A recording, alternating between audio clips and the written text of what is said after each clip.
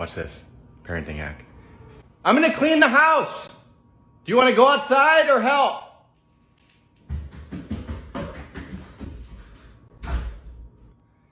And now I'm alone.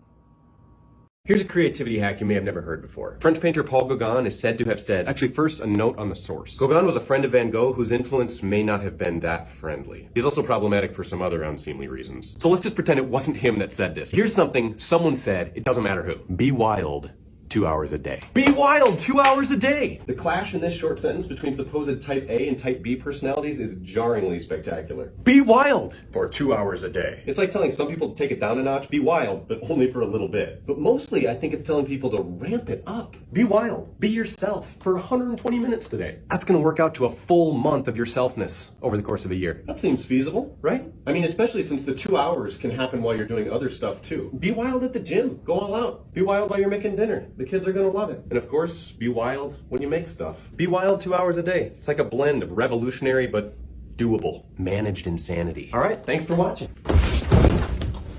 Come along if you feel like it. Here's how to scrape the ice off your car if you don't have a scraper. Do you want to hear a super dumb parenting hack? If you're feeling hypocritical and want to get on your kid's case for being on screens too much, try this. If you want to reduce their TV time, just take the remote and hide it. But wait, that's not the hack. After you hide it, you have to forget where you hid it. That is what makes this an effective trick. I seriously have no idea where the remote is. It's been 3 days. I am such a good dad. I've also found that this maneuver helps to maintain the natural parent-child tension in the household, which is nice. We're starting to get along too well. What's that? You like bad parenting advice? Well, I have a few kids I've been practicing on for a while. Come along and I can share some of the results of this grand experiment. My kids are so annoyed with me right now. Here's a super simple hack for using affect and effect correctly 80% of the time. Hope I don't slip and fall while I'm recording this. Now, yes, you could learn the difference and use them correctly all the time, but there's a reason you don't. It's not as simple as it seems like it should be, and fixing this shortcoming is not a priority. So check this out instead. You might think the two words are equally common, but they're not.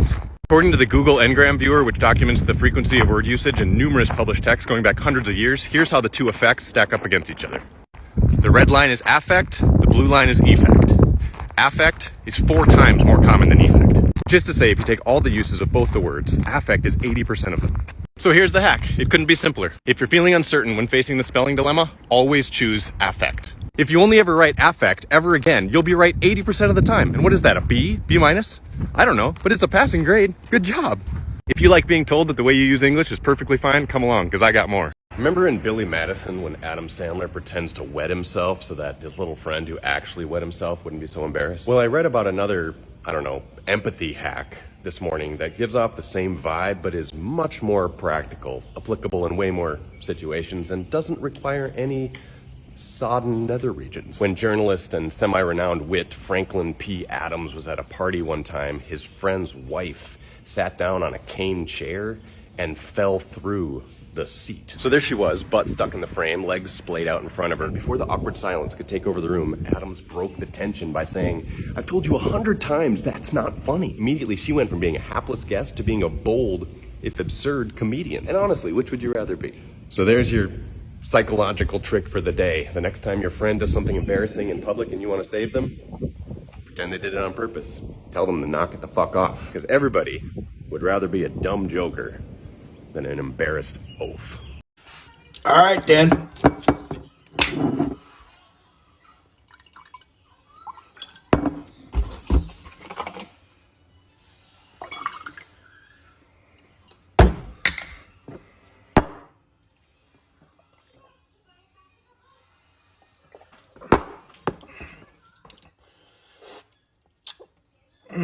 Son of a bitch, that was good.